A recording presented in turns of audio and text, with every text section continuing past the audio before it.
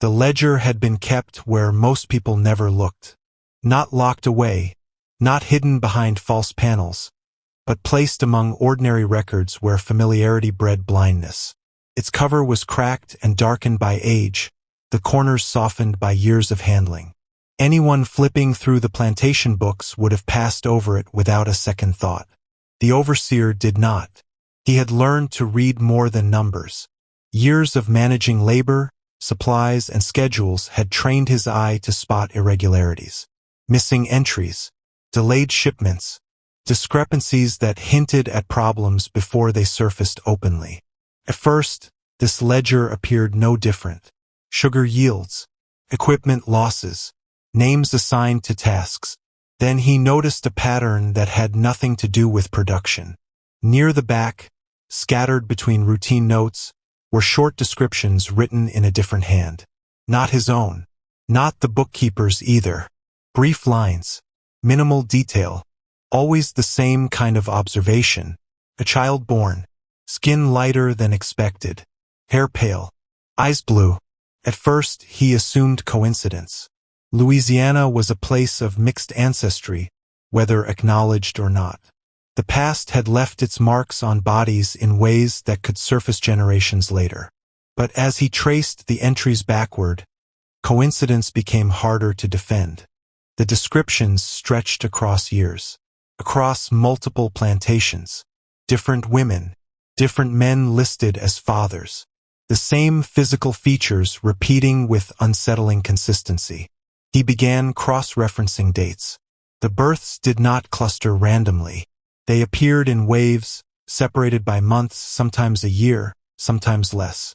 Enough distance to appear unrelated at a glance. Close enough to suggest intention when examined closely. The overseer closed the ledger and sat back, the weight of what he was seeing settling slowly. Writing it down made it feel real in a way rumors never had. Rumors, however, were already circulating. They moved quietly, slipping between conversations, carried by those who traveled when others could not. Servants sent between houses, laborers hired out temporarily, boatmen who loaded cargo by day and listened by night. The Mississippi River did not just transport goods. It carried information. Midwives knew first. They always did. They had learned to recognize danger long before it was named. Each birth added to a growing unease they shared only with one another, their faces tightening when familiar features appeared again where they should not. Someone was responsible, someone with access, someone untouchable. Louisiana in those years presented itself as refined.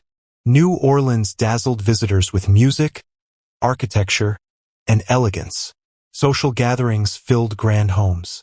Wealth flowed through the port, and the city congratulated itself on culture and sophistication. Outside the city, the plantations told a different story. Sugar ruled the river parishes. It demanded speed, discipline, and relentless labor. Once harvest began, time became an enemy. Fields were cut day and night. Mills roared without pause. Bodies broke under pressure that allowed no delay. Enslaved men and women worked until exhaustion blurred judgment and slowed hands. Accidents were frequent. Recovery was rare. Death was recorded without ceremony. Another loss accounted for in ledgers like the one now open on the overseer's desk. It was within this system that the children were born. The first case that drew serious attention occurred just before dawn on a plantation owned by an old Creole family. The delivery was difficult, the mother weakened by long hours in the fields even late into pregnancy. The midwife worked quickly, efficiently, expecting nothing unusual. When the child emerged, the room went still. The infant's skin was pale in a way that could not be explained by poor lighting. The hair was light, almost translucent at the edges. The eyes, once opened, revealed a striking blue that seemed to catch the lamplight and hold it. The mother said nothing. She stared at the child as though distance might make it disappear. The midwife asked a careful question, her voice low. No answer came. None was needed. The man listed as the father arrived later that day. One glance was enough. He stepped back, his face tightening as understanding settled in. By evening, the quarters were buzzing with restrained conversation. Some spoke of curses. Others reached for distant ancestry as explanation. A few understood the truth immediately and chose silence. The overseer recorded the birth. He did exactly what he had been told to do. The father of record remained unchanged. No further comment was added. Then it happened again. Another plantation. Another woman. Another child bearing the same unmistakable traits. The resemblance was too strong to ignore. The pattern was no longer contained within whispers. The overseer began keeping notes apart from official records. At first, he told himself it was necessary for order, to understand disruptions before they affected productivity.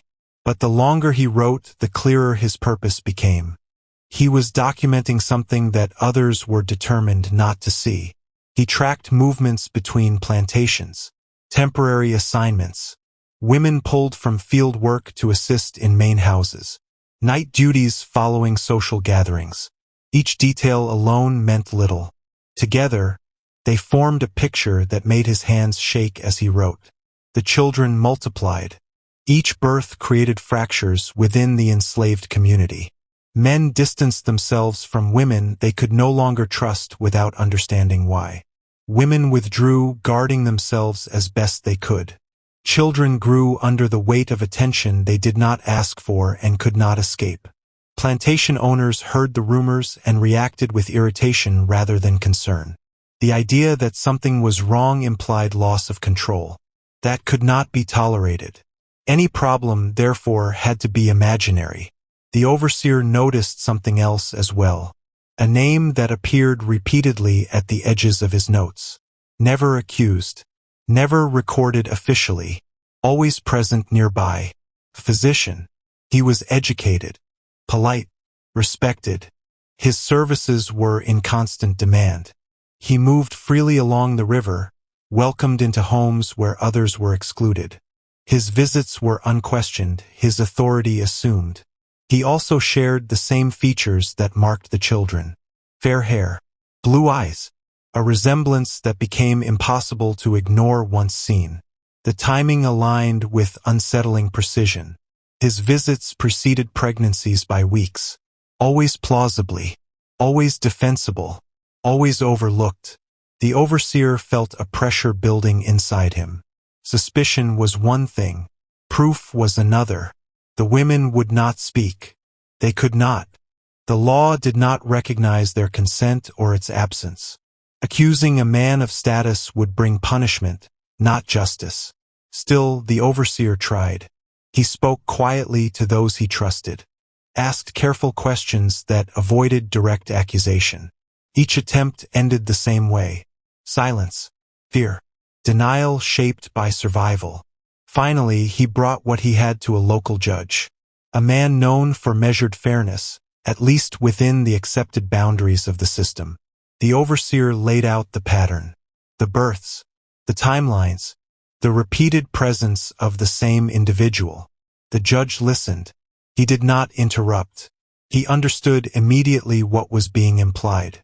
There was no path forward. Without testimony the court would accept. There was no case. Even pursuing the matter risked exposing truths that threatened the foundations of plantation society itself. The law, as written, offered protection to power, not to those without it.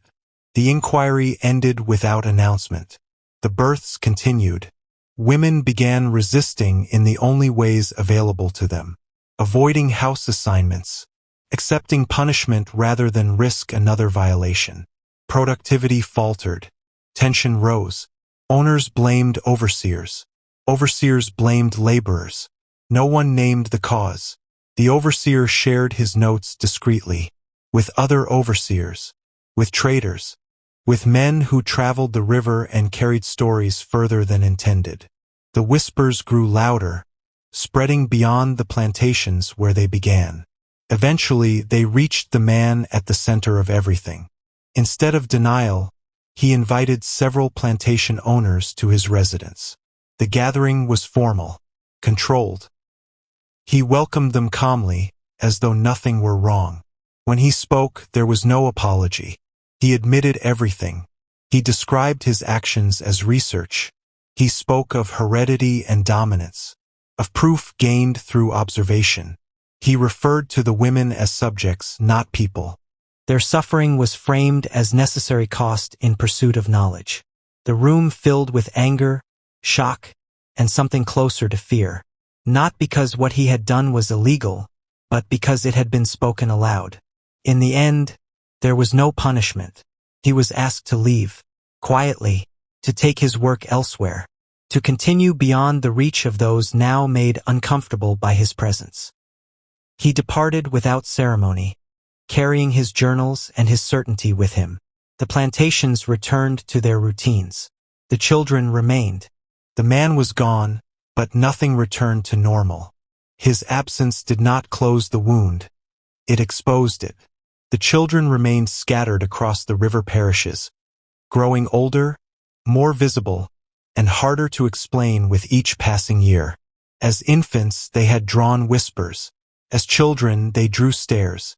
Their skin reacted differently to the sun. Their hair lightened with age. Their eyes caught attention in ways that made people uncomfortable, especially those who had once insisted there was nothing to see. Within the quarters, reactions varied. Some mothers guarded their children fiercely, keeping them close, shielding them from questions whenever possible. Others withdrew, exhaustion dulling the instinct to defend against what could not be changed. Men listed as fathers often kept their distance, not always out of cruelty, but because proximity reopened doubts they could not survive. Silence became a survival skill. Children asked questions long before adults were ready to answer them. Why they looked different, why strangers stared, why they were moved from one task to another without explanation. Mothers responded carefully. Some redirected, some scolded, some pretended not to hear. None told the truth, not because they did not want to, but because the truth carried consequences too heavy to place on a child. Plantation owners noticed the shift as well. Visitors lingered longer when these children passed. Guests asked questions that demanded answers. Neighbors exchanged glances that suggested shared understanding without agreement. The rigid categories that slavery depended on were being strained by bodies that refused to conform. Quiet measures followed. Some children were sold inland, far from the river, where their origins would be less obvious. Others were assigned labor that kept them out of sight. Housework, once common for those with lighter skin, became rare. Visibility was no longer a privilege. It was a liability. But distance did not erase resemblance. The Mississippi continued to do what it always had. Carried goods, people, and information. Boatmen spoke cautiously at landings. Traders hinted rather than explained. Stories traveled without names, gaining shape as they moved. The overseer who had kept the private ledger felt the shift keenly. His insistence on record-keeping had made him suspect. His authority narrowed. Conversations stopped when he entered rooms. Responsibilities he once held were quietly reassigned. Eventually, he was dismissed. No public reason was given.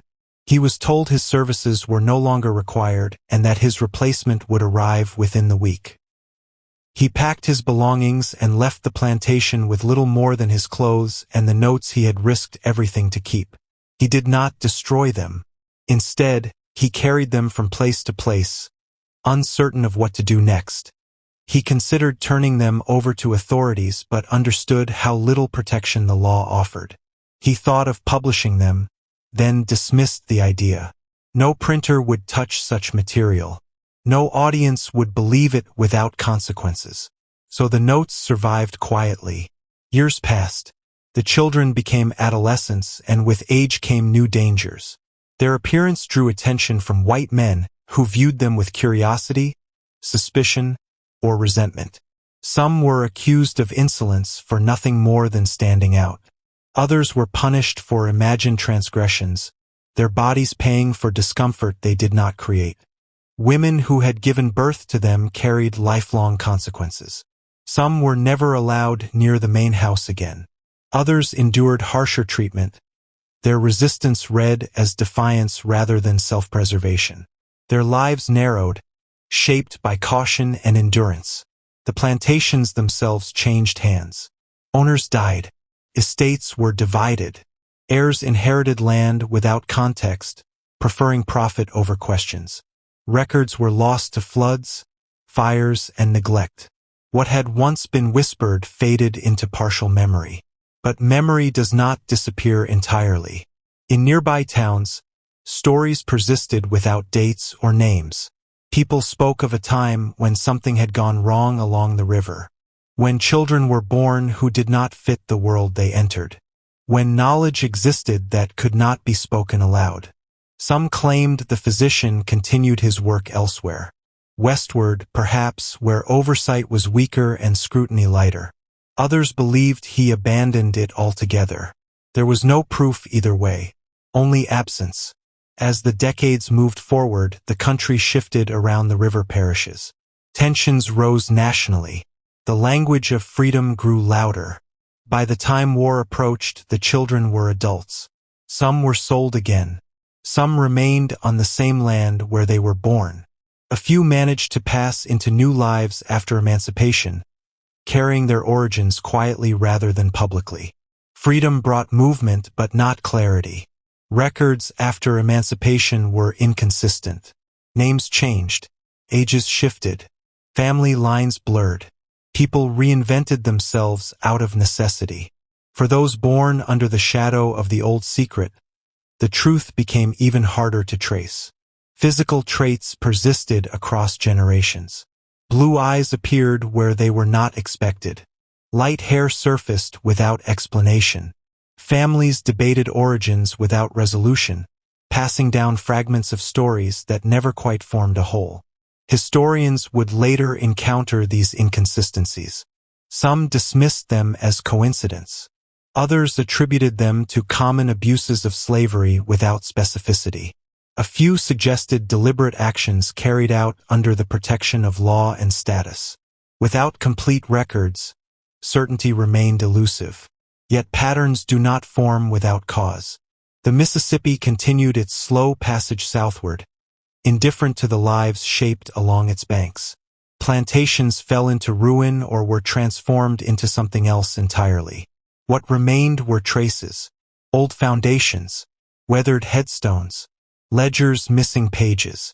And the people, they appeared in photographs, described in letters, remembered vaguely in family stories passed down without explanation.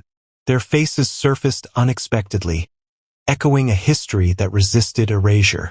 The system that allowed their creation eventually collapsed, but its consequences lingered. Silence had protected power for a time. It failed to protect those without it. The truth was never tried in court. It was never formally recorded. It survived instead in fragments, carried forward by those who lived with its aftermath.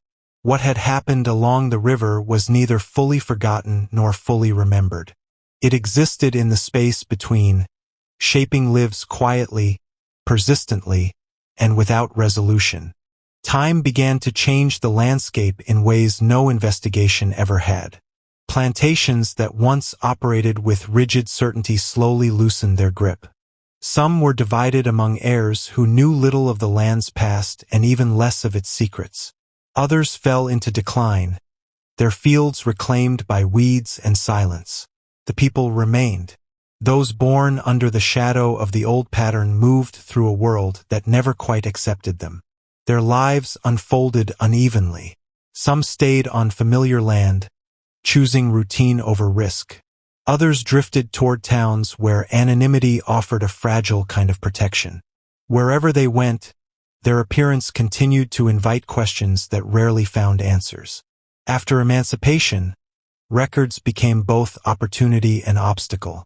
Freedom allowed movement, but documentation lagged behind reality. Names changed. Birth dates shifted. Entire families appeared and disappeared from official pages. Clerks wrote what they saw, not what they understood. Confusion became permanent.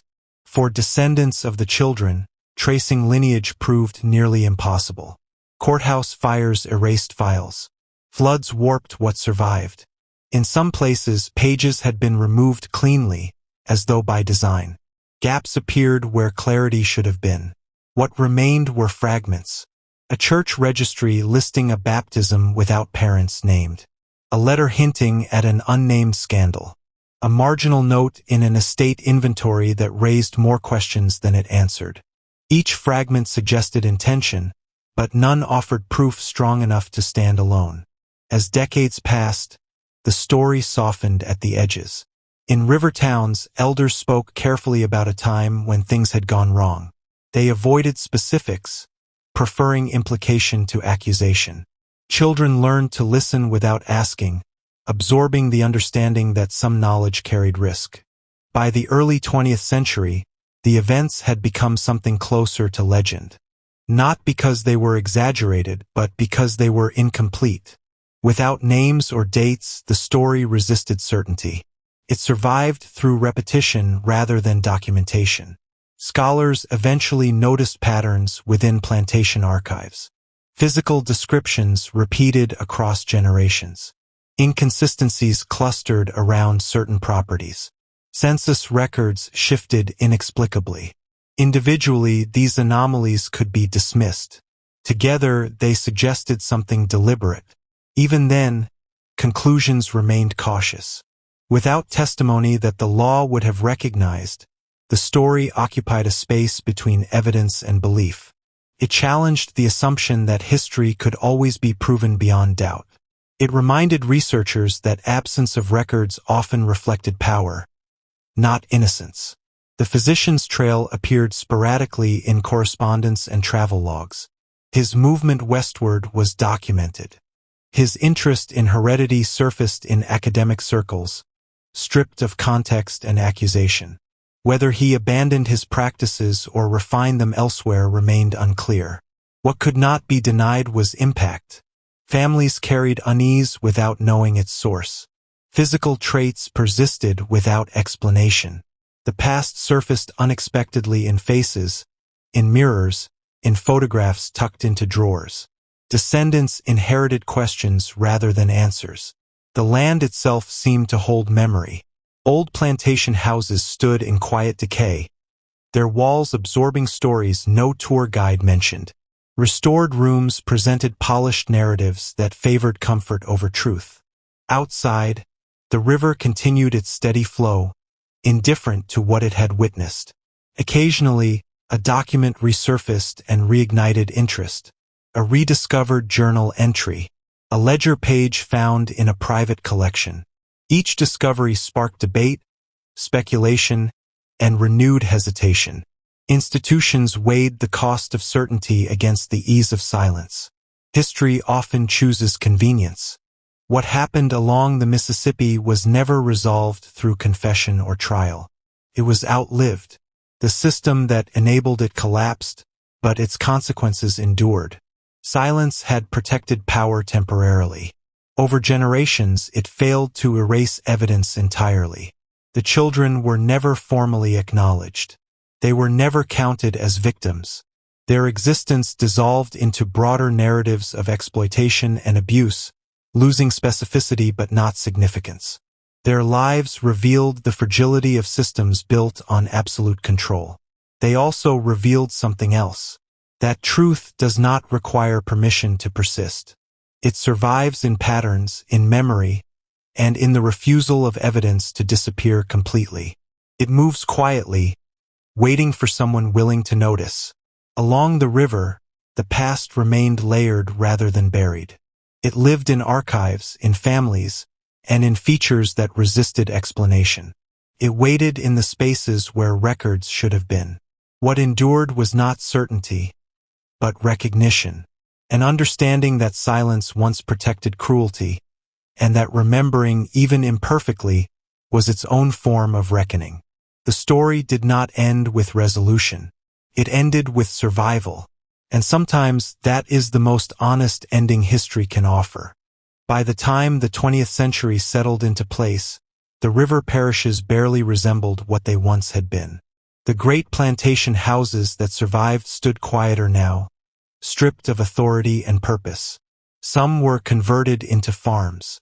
Others were left to decay, their histories softened for comfort or ignored altogether. The people carried what the land no longer did. Descendants of the children lived ordinary lives shaped by an extraordinary absence of truth. They worked, married, moved, and aged like anyone else. Yet many sensed something unresolved beneath the surface of their family stories. Questions lingered without clear origins. Physical traits appeared and reappeared, quietly contradicting what records claimed. In some families, the past became a subject avoided entirely. Silence hardened into habit. Elders redirected conversations. Younger generations learned which questions closed doors rather than opened them. What had once been enforced by fear was now maintained by discomfort. Elsewhere, curiosity refused to disappear. A few descendants searched for answers in archives and libraries. They traced names through census rolls and church registries. They compared photographs and letters, looking for patterns that felt familiar but unnamed. Each discovery offered partial insight, followed by fresh uncertainty. What they encountered was not a single secret, but a system built to prevent secrets from ever being fully uncovered. Historians who approached the subject with care found themselves navigating gaps rather than evidence. Missing documents, redacted entries, incomplete ledgers. The absences spoke as loudly as what remained. They pointed toward intentional forgetting rather than coincidence. Over time, discussions shifted. The story became less about identifying one man or proving one act, and more about understanding how power operated unchecked. How legality shielded cruelty. How silence became a tool as effective as violence. The physician faded into obscurity, his name surviving only in footnotes and scattered correspondence. He became less important than what he represented. A reminder of how easily intelligence and authority could be used to justify harm when those harmed were denied humanity. The children, once considered anomalies, emerged instead as witnesses. Not through testimony, but through existence. Their lives contradicted official narratives. Their descendants carried forward proof that could not be neatly categorized or erased. Communities along the Mississippi began to reckon with broader truths. Conversations grew more honest, if still incomplete. Museums revised exhibits. Scholars revisited assumptions. Families revisited stories once whispered only behind closed doors. Recognition came slowly, not as justice and not as closure, but as acknowledgement. Acknowledgement that the past had been shaped deliberately, that silence had been enforced, that harm had been rationalized and recorded selectively, and that history, when examined closely, often revealed more about power than about morality. The river continued to flow as it always had, carrying commerce, memory, and loss toward the Gulf. Along its banks, traces of the old world remained, layered beneath the new. Foundations buried under grass, names etched into stone, faces preserved in fading photographs. The story did not conclude with a verdict. It did not end with punishment or redemption. It endured through memory and the slow willingness to look honestly at what had once been hidden. Some truths are not uncovered all at once. They surface gradually, shaped by time and attention. They wait for someone willing to notice patterns, to ask careful questions, and to accept that certainty is not always possible. What mattered was not that the story was finally proven, but that it was no longer entirely silent. And perhaps that is how reckoning truly begins. For more stories like this, subscribe to the channel.